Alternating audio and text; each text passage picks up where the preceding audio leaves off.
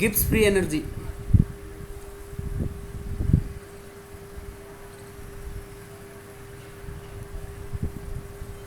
This is another useful state function. एक दूसरा state function है. ये जो गिब्स फ्री एनर्जी है, it relates both. It relates randomness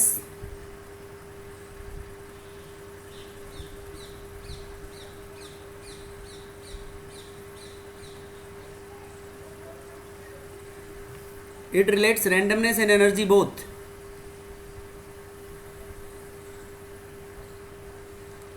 randomness और एनर्जी दोनों को रिलेट करता है बेटा ये Gibbs free energy.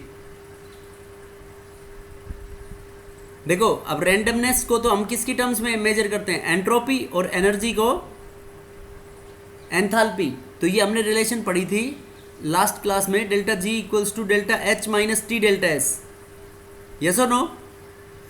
Yes sir. देखो बेटा, delta G equals to delta H minus T delta S. Delta G is the change in Gibbs free energy, और डेल्टा एच है एंथैल्पी चेंज, डेल्टा एस है entropy change, और T is the absolute temperature. Right? Yes sir. Yes sir. Yes sir. अब देखो कि अपन इसको किसी भी जैसे सिस्टम के लिए निकालना हो तो ये इक्वेशन है बेटा, इसको गिब्स हेल्महोल्ट्ज इक्वेशन बोलते हैं. और ये गिब्स हेल्महोल्ट्ज इक्वेशन किसके लिए है अपने पास? Gibbs Helmholtz equation for isothermal process. Isothermal means temperature constant. Very good. Temperature remains constant, क्योंकि जनरल इक्वेशन हमने जनरलाइज फॉर्म में ये लिखा था, G equals to H minus T S. तो देखो इसको बेटा जैसे किसी भी सिस्टम के लिए डिफाइन करना है तो डेल्टा जी ऑफ सिस्टम, तो delta G of system equals to क्या आएगा अपना? Delta G of system equals to delta H minus, एक बार टेम्परेचर को कांस्टेंट कर दिया, into delta S of system minus ये एस ऑफ सिस्टम को कांस्टेंट कर दो, एंट्रोपी को S of system into delta T. तो देखो आइसोथर्मल प्रोसेस है, तो आइसोथर्मल प्रोसेस के लिए डेल्टा टी जीरो होगा ना बेटा. Yes sir. इसलिए हम delta G equals to delta H minus T delta S आ जाएगा अपने पास खाली. Yes sir. यस और नो? Yes sir. कोई डाउट इसमें किसी को? No sir. No sir. अब देखो बेटा, जैसे जो वर्क होता है अपने पास, जो वर्क होता है टू टाइप्स का वर्क होता है. वर्क को हम ऐसे लिखते हैं, जैसे फर्स्ट लॉ ऑफ थर्मोडायनेमिक्स से रिलेट करेंगे इसको, work of expansion and work of non expansion. देखो जो वर्क एक्सपेंशन में काम आ गया वो तो काम आ गया बेटा, तो जो वर्क काम करने के लिए बचा वो बचा अपने पास वर्क ऑफ नॉन एक्सपेंशन. तो उसको हम क्या बोलते हैं? Useful work. जो काम आ सकता है, वो जो नहीं बचा, वो एक्सपेंशन में जो काम नहीं आया वही बेटा होगा ना बेटा अपने पास यूजफुल वर्क. Yes sir. बोलो यस सर. बोलो बेटा, समझ में आया नहीं आया? Yes sir. Yes sir. देखो नॉन एक्सपेंशन को, जैसे ये फॉर एग्जांपल अपन अपने पास वाटर है, तो वाटर का अगर हम डिकम्पोजिशन कराएं तो वाटर का जब इलेक्ट्रोलाइसिस करवाते हैं तो ये किस में ब्रेक होगा? H2 gas, hydrogen plus half of oxygen gas, ऐसे ब्रेक होगा नहीं होगा बेटा? Yes sir. तो देखो गैस बन रही है, तो इससे वॉल्यूम ऑफ सिस्टम, वॉल्यूम क्या होगा? वॉल्यूम इंक्रीजेस और decreases? Increases. Volume of system increase होगा ना इसके अंदर?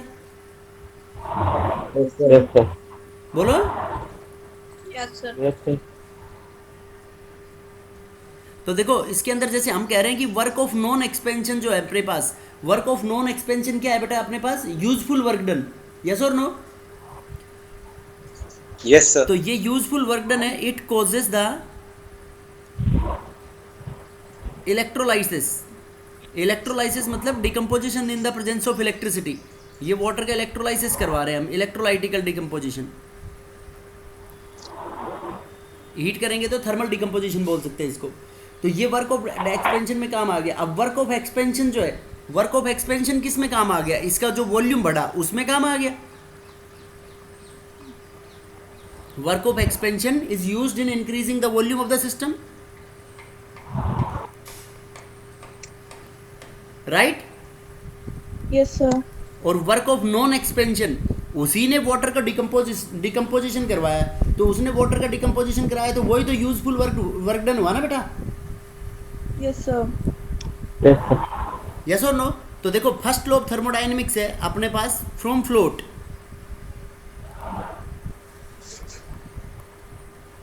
From first law of thermodynamics. देखो बेटा फर्स्ट लॉ ऑफ थर्मोडायनेमिक्स से क्या लिख सकते हैं हम, delta U internal energy equals to Q plus W, Yes, sir. Yes, sir. और यूजफुल वर्क एक्सपेंशन का वर्क बेटा माइनस होगा ना, माइनस साइन आएगा। अब expansion means work done by the system, और work done by the system क्या लेते हैं हम, negative.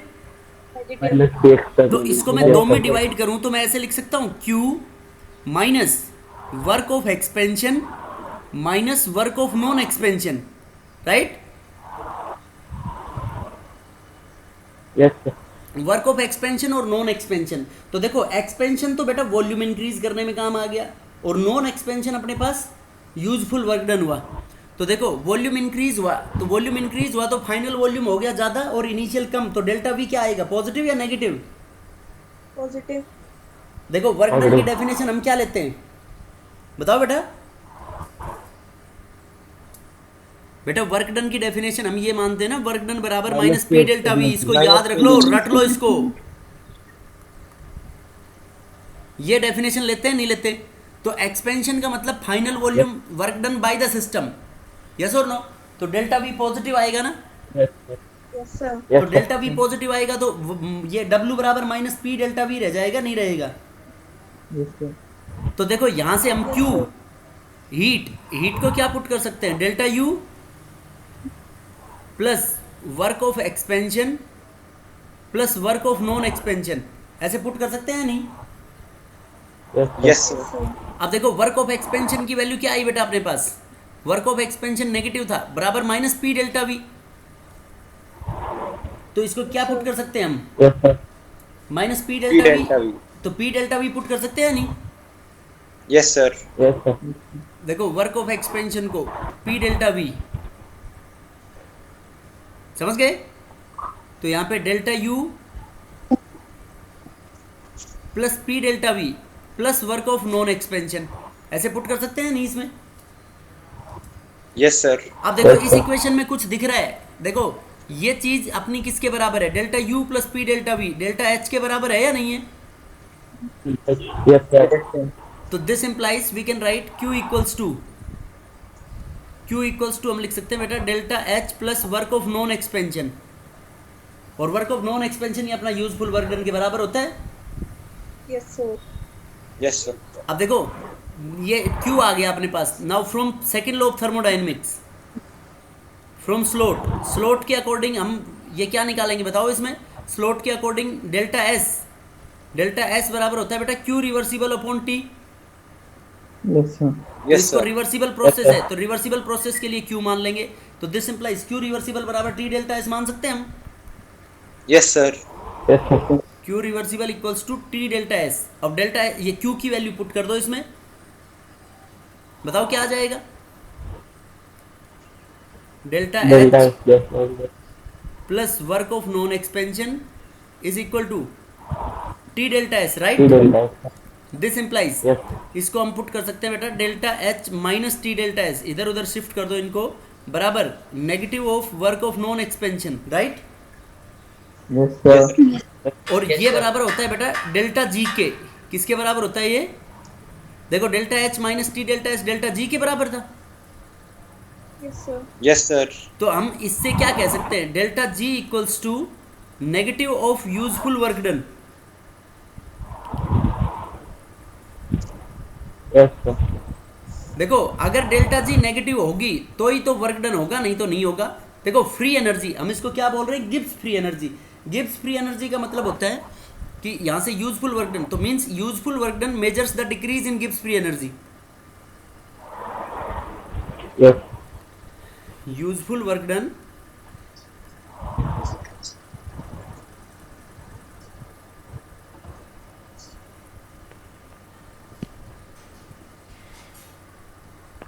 measures the decrease in Gibbs free energy। क्योंकि गिब्स फ्री एनर्जी का साइन नेगेटिव आ रहा है, इसका मतलब कम हो रही है ना बेटा। Yes, sir. तो देखो इस बात से हम ये कह सकते हैं गिब्स फ्री एनर्जी का मतलब it is the free energy available for doing work, काम करने के लिए फ्रीली अवेलेबल एनर्जी। तो देखो नेगेटिव होना चाहिए बेटा।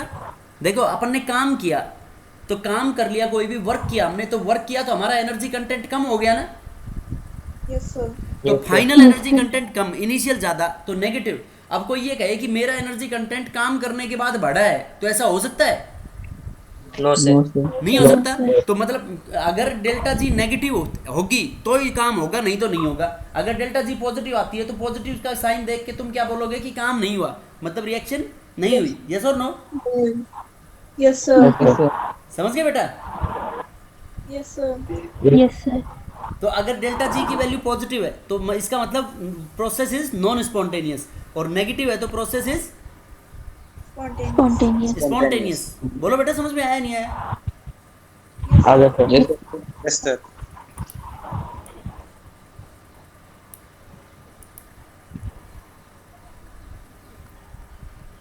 So when delta G is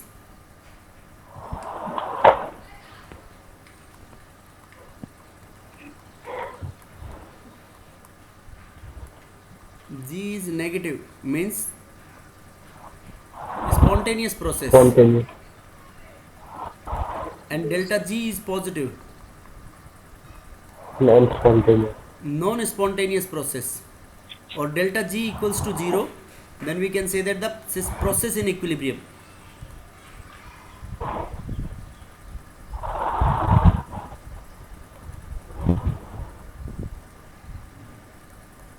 समझ गए बेटा?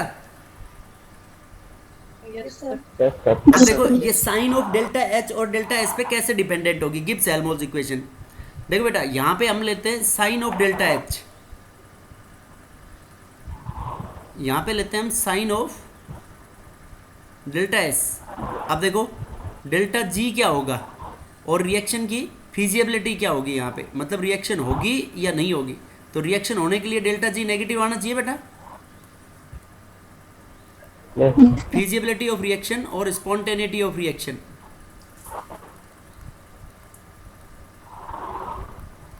देखो बेटा इसमें डिफरेंट केसेस लेते हैं।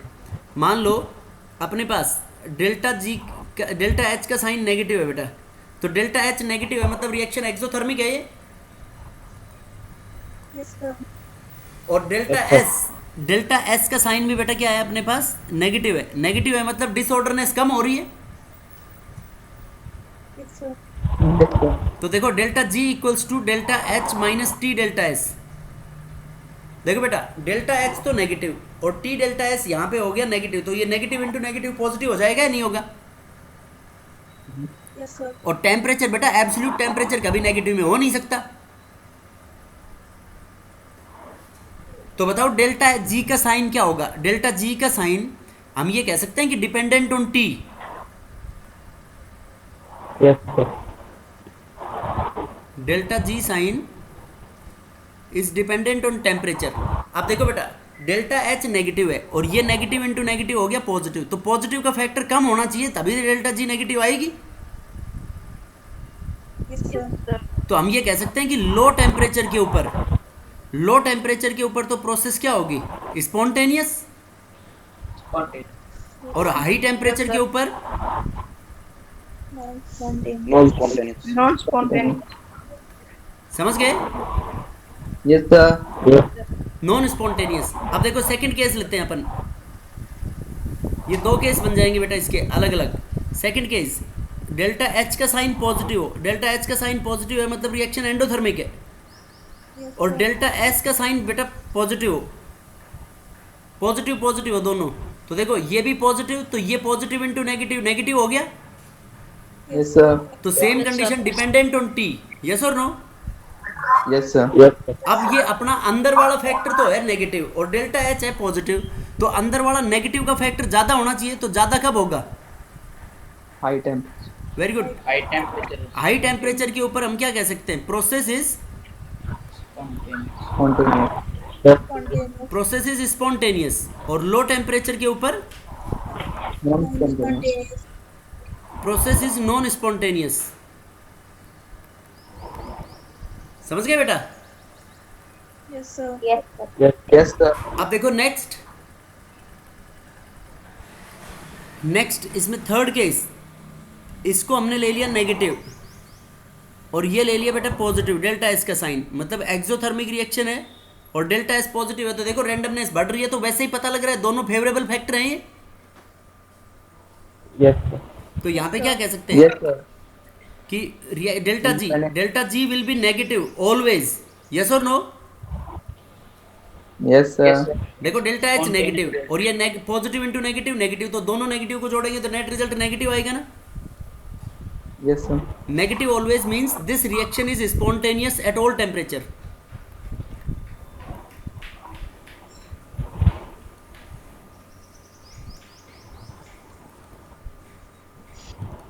समझ गए बेटा? Yes, Yes, sir. नेक्स्ट देखो fourth case, delta H positive, delta H positive means reaction is endothermic, तो ये तो उसका अपोजिंग फैक्टर है, और डेल्टा एस भी पॉजिटिव हो ये उसका फेवरेबल फैक्टर है। लेकिन फिर भी देखो पॉजिटिव, ये पॉजिटिव है और ये नेगेटिव इंटू, नहीं ये नेगेटिव मान लें इसको, पॉजिटिव पॉजिटिव का केस हमने मान लिया ना ऊपर दोनों, Yes, sir. ये नेगेटिव, तो देखो दोनों फैक्टर अपोजिंग फैक्टर है बेटा इसमें, तो ये नेगेटिव और ये नेगेटिव पॉजिटिव हो जाएगा, तो यहाँ पे ये होगा Yes, sir. Positive always. Positive. Always positive. तो इसके अंदर रिएक्शन हमेशा क्या होगी बेटा? Non spontaneous at all temperature. Non-spontaneous. Yes, sir. Yes, sir.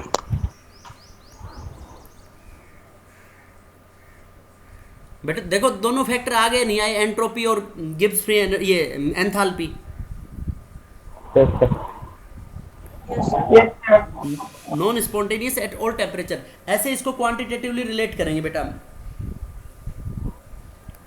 बोलो बेटा बातें क्लियर है या नहीं है? Yes, sir. Yes, sir. कोई डाउट हो तो बता दो इसमें। No, sir. No, sir. क्योंकि जब डेल्टा जी मतलब यूजफुल वर्क डन तभी होगा जब डेल्टा जी क्या आएगा बेटा अपना? Negative. नेगेटिव आएगा। अब देखो डेल्टा जी किसी भी रिएक्शन का निकालना हो तुम्हारे को तो क्या करोगे इसमें? Delta G for a reaction,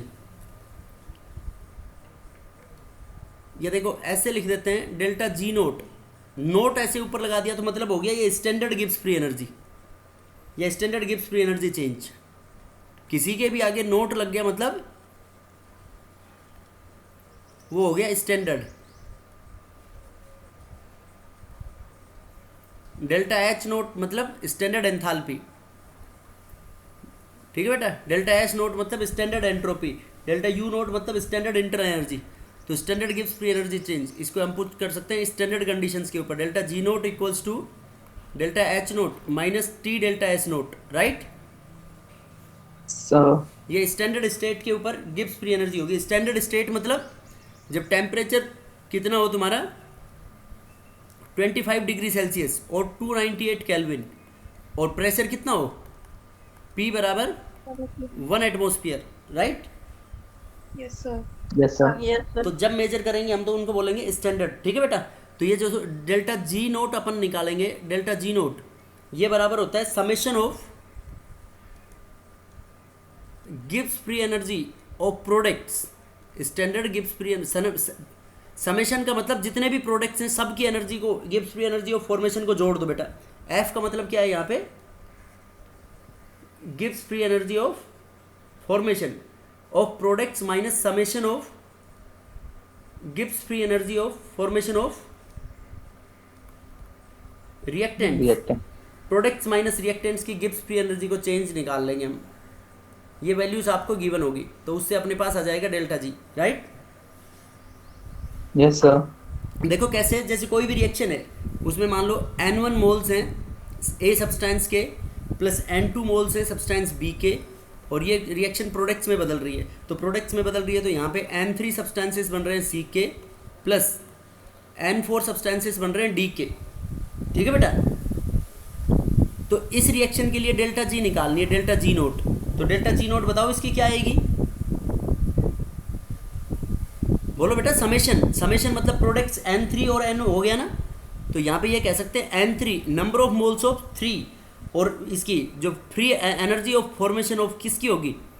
Gibbs free energy of formation of C, yes और no? Yes, sir. Yes, sir. Plus summation n4 into Gibbs free energy of formation of D minus n1 into Gibbs free energy of formation of A plus n2 into Gibbs free of energy of formation of B. ऐसे निकालेंगे बेटा change. बोलो clear है या नहीं?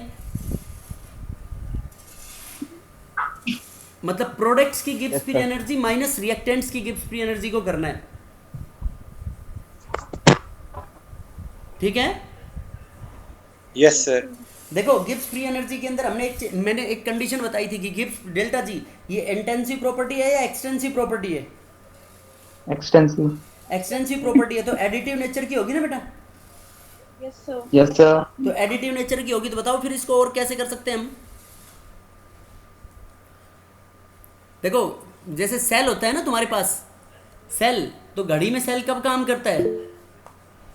जब उसकी cell की ईएमएफ होती है ई नोट ऑफ सेल, तो E naught of cell positive हो, तो सेल काम जब करेगा जब उसकी डेल्टा जी नेगेटिव में होगी।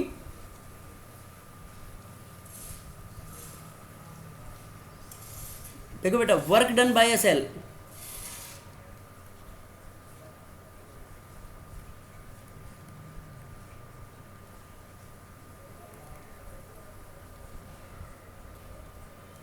बेटा इलेक्ट्रोकेमिकल सेल काम करता है नहीं करता?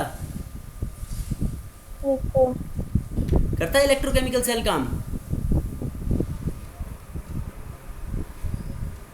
देखो कैसे काम करता है, ई नोट वो चार्ज, देखो work done by a charge, मैंने बताया था ना, वो चार्ज इनटू वहां पोटेंशियल। Yes, sir. तो एफ होता है, इसको बोलते हैं फैराडेज कांस्टेंट, और ये फैराडेज कांस्टेंट होता है बेटा charge on 1 mole of electron. देखो 1 इलेक्ट्रॉन के ऊपर चार्ज होता है 1.6 इंटू 10 की power -19, Yes, sir. Yes, sir. और 1 मोल में इलेक्ट्रॉन कितने होंगे? Na, N into A. तो उसको मल्टीप्लाई कर दो 1.6 इंटू 10 की पावर -19 को Na से, तो इसकी वैल्यू आ जाएगी अप्रोक्सीमेटली 96500 कोलम पर मोल। ये फैराडेज कांस्टेंट की वैल्यू होती है charge on 1 mole of electron, 1.62 into 10 की पावर -19 कोलम इंटू Na हो गया अपने पास 6.022 इंटू 10 की पावर 23 पर मोल। तो इनको सोल्व करेंगे तो हम ये वैल्यू आ जाएगी नियरली। तो ये Faraday's constant, this is charge on 1 mole of electron. अब देखो जितने भी नंबर ऑफ मोल्स हैं तो वर्क डन बराबर क्या होगा? वर्क डन बराबर होगा n इंटू एफ। एन तो हो गया बेटा नंबर ऑफ इलेक्ट्रॉन्स की कितने एक्सचेंज हो रहे हैं, और F is the Faraday's constant into E naught of cell. क्या बोलेंगे? E naught of cell. तो ई नोट क्या है बेटा? यहाँ पे ई नोट होती है EMF of cell. EMF of cell को, इसको हम इलेक्ट्रोकेमिस्ट्री में पढ़ेंगे डिटेल में कि this is a maximum current that can be, maximum voltage that can be drawn out from the cell when no current is flowing in the circuit, जब circuit में कोई भी करंट फ्लो ना करे। तो देखो डेल्टा जी की टर्म्स में निकालना हो तो डेल्टा जी बराबर negative of useful work done होता है। Yes, sir. तो इसको हम इक्वल टू क्या पुट कर सकते हैं? Delta G equals to cell के लिए minus N F E naught of cell. तो देखो बेटा charge on 1 mole of electron positive, नहीं ये पॉजिटिव होएगा, एन भी नंबर भी हमेशा पॉजिटिव होगा, तो ई नोट की वैल्यू पॉजिटिव में आएगी तो सेल काम करेगा, और ई नोट की वैल्यू नेगेटिव में आएगी तो सेल काम नहीं करेगा, क्योंकि नेगेटिव नेगेटिव पॉजिटिव हो जाएगा ना। Yes, sir. Yes, sir. समझ गए बेटा? अब देखो एफिशिएंसी ऑफ सेल, देखो एफिशिएंसी को इससे नीटा से रिप्रेजेंट करते हैं। तो एफिशिएंसी कैसे निकालेंगे बेटा? एफिशिएंसी बराबर होता है delta G upon delta H, कि कितनी गिब्स फ्री एनर्जी अवेलेबल है सेल में काम करने के लिए, अपॉन डेल्टा एच एंथैल्पी। ठीक है, समझ गए बेटा? Yes, sir. ये एफिशिएंसी ऑफ अ सेल। देखो बेटा इक्विलिब्रियम का मतलब होता है कि when the observable properties, equilibrium means when the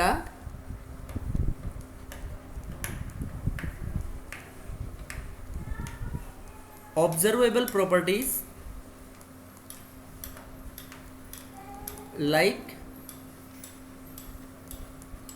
concentration, temperature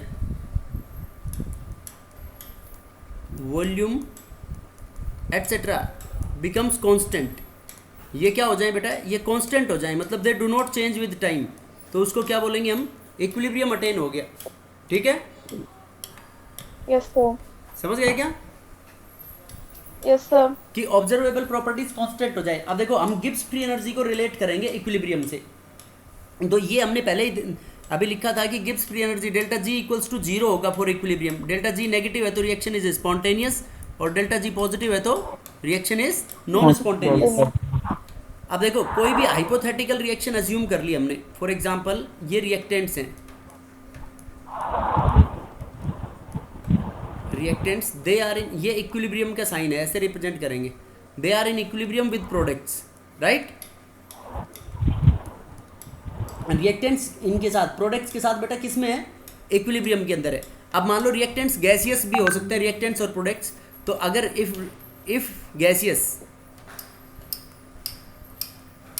gaseous R और पी, आर रिएक्टेंट्स और पी प्रोडक्ट्स, तो उसके अंदर then reaction should be carried out in closed vessel, नहीं तो इक्विलिब्रियम अटेन ही नहीं होगा। ये इक्विलिब्रियम में पढ़ेंगे हम डिटेल में, equilibrium should be in, then reaction should be in closed vessel. ठीक है बेटा, देखो कैसे, जैसे मान लो प्रोडक्ट्स गैसियस हैं, तो प्रोडक्ट्स बाहर निकलते जाएंगे तो रिएक्शन इक्विलिब्रियम अटेन करेगी, कंडीशन कांस्टेंट नहीं होंगी कभी भी, नहीं होगी सर। तो देखो इक्विलिब्रियम, तो जो Gibbs free energy of reaction mixture है वो वेरी करेगी with the composition of the mixture. देखो एक्सटेंसिव प्रॉपर्टी है ना, as delta G is a extensive property, means it is dependent on the amount of substance, as it is extensive property, hence it varies with the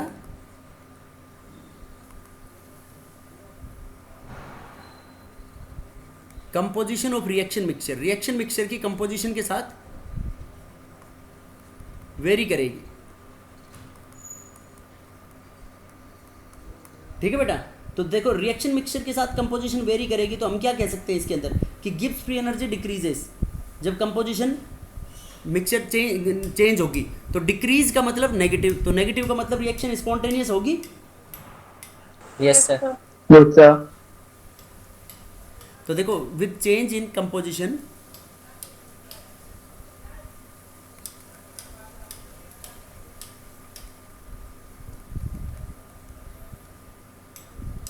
delta G decreases, तो देखो delta जी decrease होता रहेगा तो reaction spontaneous होगी, equilibrium attain नहीं होगा ना बेटा। Yes, sir. और फाइनली जब फाइनली जी कांस्टेंट हो जाए, फाइनली जब गिब्स फ्री एनर्जी कांस्टेंट हो जाएगी, तो कांस्टेंट हो जाएगी तो डेल्टा जी बराबर क्या हो जाएगा, 0, तो हम ये कह सकते हैं Zero. Then equilibrium is attained. Yes, sir. बोलो बेटा, ऐसे बोल सकते हैं नहीं बोल सकते, Yes, sir. हो सकती है सर जी, कांस्टेंट होगी, क्या बेटा जी, कांस्टेंट हो सकती है सर कभी। हाँ बेटा होगी कांस्टेंट तो रिएक्शन के अंदर, तो जी होगी तभी तो इक्विलिब्रियम अटेन होगा, नहीं तो इक्विलिब्रियम अटेन ही नहीं होगा कभी भी। देखो इसको मतलब अगर ग्राफिकली प्लॉट करना हो अपने को तो ऐसे करेंगे, ये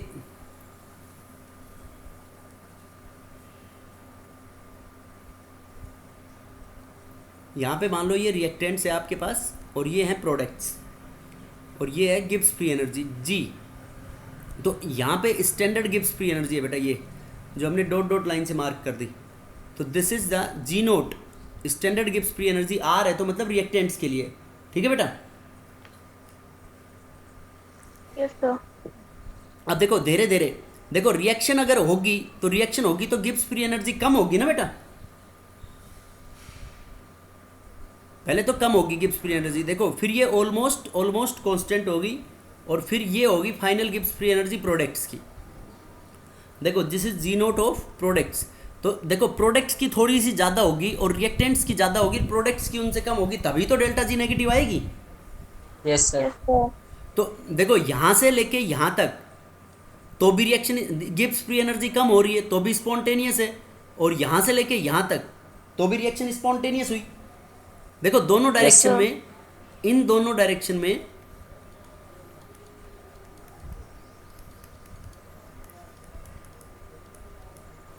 इन दोनों डायरेक्शन में रिएक्शन क्या होगी?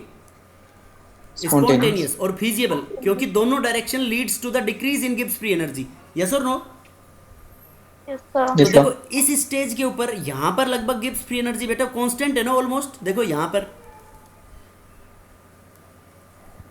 तो यहाँ पे गिब्स फ्री एनर्जी जहाँ पे कांस्टेंट होगी तो ये हम क्या कह सकते हैं यहाँ पे? This is the equilibrium mixture, जहाँ पे गिब्स फ्री एनर्जी कांस्टेंट होगी। सर ये बहुत छोटे टाइम के लिए होगी ना फिर? हाँ बोलो बेटा, समझ में आया नहीं आया ये? मतलब ये स्पेसिफिक कंपोजिशन के ऊपर ही होगी बेटा मिनिमम गिब्स फ्री एनर्जी। बोलो। Yes, sir. Yes sir. समझ गए? Yes sir. अब देखो इससे हम क्या कह सकते हैं कि अगर गिब्स फ्री एनर्जी प्रोडक्ट्स के नज़दीक लाई कर रही है तो अपन क्या कहेंगे? प्रोडक्ट्स की फॉर्मेशन को फेवर कर रही है वो। Yes sir. और रिएक्टेंट्स के नज़दीक लाई कर रही है तो क्या कहेंगे हम? नॉन स्पॉन्टेनियस ज़्यादा है। मतलब रिएक्टेंट्स के नज़दीक लाई कर रही है तो बेटा बैकवर्ड डायरेक्शन में फेवर कर रही है ना रिएक्शन को। यस सर, नॉन स्पॉन्टेनियस हो जाएगा ना फिर। हाँ, तो अपन क्या कह सकते हैं कि अगर Gibbs free energy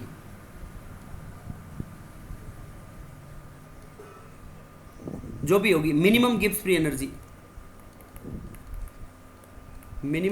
energy lies closer to products,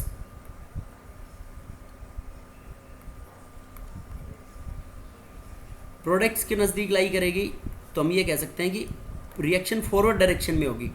और फॉरवर्ड डायरेक्शन में उसमें इक्विलिब्रियम कांस्टेंट के जो है के सी की वैल्यू ग्रेटर देन 1 होगी बेटा। अब इसको थोड़े दिन के लिए इक्विलिब्रियम कांस्टेंट को के समझ लो बस आप, फिर उसको इक्विलिब्रियम में डिटेल में पढ़ेंगे हम। ठीक है। दूसरा केस क्या बन सकता है कि अगर minimum Gibbs free energy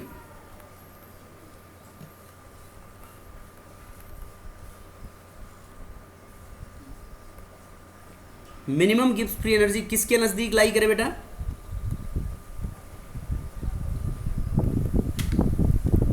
lies closer to reactants. तो हम कहेंगे इसके अंदर कौन सा होगा? Backward direction means K C will be less than 1। Yes और नो? Yes, sir. देखो दोनों को अलग अलग, जैसे ग्राफ में मैं थोड़ा सा रिप्रेजेंट करके दिखा देता हूँ इसमें आपको कि मान लो ये प्रोडक्ट्स के नज़दीक लाई करे, तो प्रोडक्ट्स के नज़दीक लाई करेगी तो ऐसे बना देंगे हम इस ग्राफ को। Yes, sir. और रिएक्टेंट्स के नज़दीक लाई करे तो कैसे बना देंगे बेटा इसको हम कि ये देखो ये किसके नज़दीक आ गई? रिएक्टेंट्स के Yes, नज़दीक, और ये होगी प्रोडक्ट्स के नज़दीक। ठीक है। Yes, sir. और जहाँ कहीं बीच में हो वहाँ पे हम ये कह सकते हैं कि के लगभग बराबर होगा, यस सर। Yes, sir. और कहीं सेंटर में के will be equals to 1।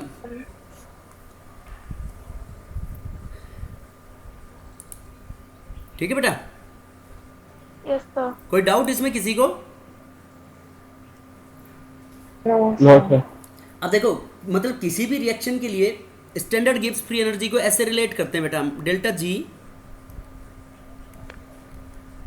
Ji equals to delta G naught plus R T L N Q C. ये इक्विलिब्रियम में आएगा। क्यू सी बराबर होता है रिएक्शन कोशेंट, क्यू सी को हम बोलते हैं रिएक्शन कोशेंट, और ये बराबर होता है concentration of products upon concentration of reactants raise to the power of their stoichiometric coefficients. मतलब जो भी बैलेंस्ड इक्वेशन में होंगे उनके कोएफिशिएंट्स। ठीक है बेटा। देखो कैसे, जैसे कोई भी एक हाइपोथेटिकल रिएक्शन मान लो A plus BB and this reaction is in equilibrium with CC plus DD। तो ये स्मॉल ABCD क्या हो गए बेटा? इनके स्टोकियोमेट्रिक कोएफिशिएंट्स बैलेंस्ड इक्वेशन के अंदर, राइट? Yes, sir. तो ये इनके स्टोकियोमेट्रिक कोएफिशिएंट्स हो गए। तो उनकी पावर रेज्ड होगी। अब देखो एट इक्विलिब्रियम,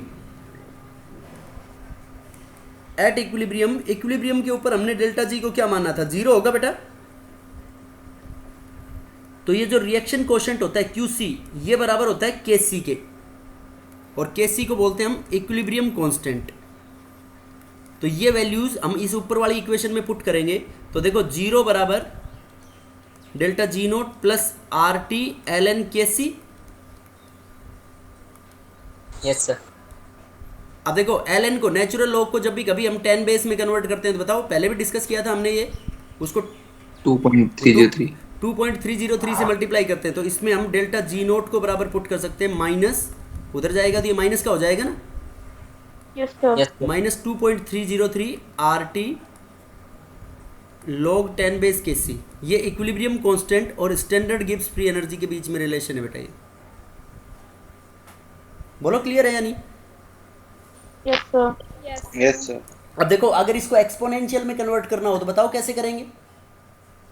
देखो मैं इस एक्सप्रेशन को ऐसे लिख सकता हूँ, delta G note minus delta G naught upon 2.303 R T. कर सकता हूँ या नहीं ऐसे? देखो माइनस इस फैक्टर को इधर ले आए बेटा, ये किसके बराबर हो गया, log 10 बेस के सी, राइट। Yes, sir. अब देखो इसको एक्सपोनेंशियल की टर्म्स में बताओ कैसे लिख सकते हैं हम।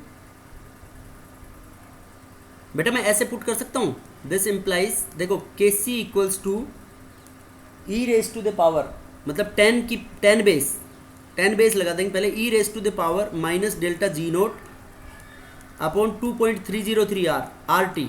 अगर 10 बेस नहीं लगाएंगे तो वहाँ पे क्या मान लेंगे हम, एल एन में करेंगे फिर उसको। Yes, sir. देखो अब एक फॉर्मूला होता है log e की पावर x, ये x के बराबर होता है बेटा। तो इनका दोनों साइड में नेगेटिव log ले लो, तो देखो वही एक्सप्रेशन आ जाएगी, नेगेटिव log के सी बराबर negative log 10 base e raise to the power minus delta G naught upon 2.303 R T. लिख सकते हैं नहीं ऐसे? अब देखो log e की पावर x के बराबर होता है, तो नेगेटिव log के सी ये किसके बराबर हो जाएगा, ये माइनस माइनस प्लस हो जाएगा। Yes, sir. तो delta G naught upon 2.303 R T. देखो यही वाली बात आ गई नहीं आई इससे, तो ये इसके अलग अलग फॉर्म है बेटा इसको लिखने के ऐसे। बोलो बेटा समझ में आया या नहीं आया ये? Yes, sir. Yes, sir. Any Yes, doubt? sir. हाँ बेटा बोलो बोलो। सर ये लॉग वगैरह के क्वेश्चन नीट के एग्जाम में भी पूछे जाते हैं। हाँ पूछे जाते हैं बेटा, log की वैल्यूज या तो देखो ऐसी वैल्यू होती है जो याद रखनी है 1 to 10 तक, तो और बाकी वैल्यूज गिवन होती है आपको, ओके सर। ठीक है यस Yes, सर। sir. बेटा। बहुत आसान है इनके क्वेश्चन, सीधे वैल्यू बेस्ड क्वेश्चंस होते हैं, सीधे क्वेश्चन के अंदर पुट किए और निकल गए। अब एक इसके अंदर देखो एंथैल्पी बची हुई है अपनी, एंथैल्पी और एक वो ये एंट्रोपी अलग अलग प्रोसेसेस के अंदर, जैसे वो निकाला था ना अपन ने, work done in isothermal reversible irreversible process, तो उसके लिए एंट्रोपी भी निकालेंगे। और वो एंट्रोपी तुम खुद भी निकाल सकते हो, निकालना चाहो तो उस इक्वेशन के अकॉर्डिंग। बाकी वो हम नेक्स्ट लेक्चर में डिस्कस करेंगे। Okay okay sir. ओके बेटा, थैंक यू।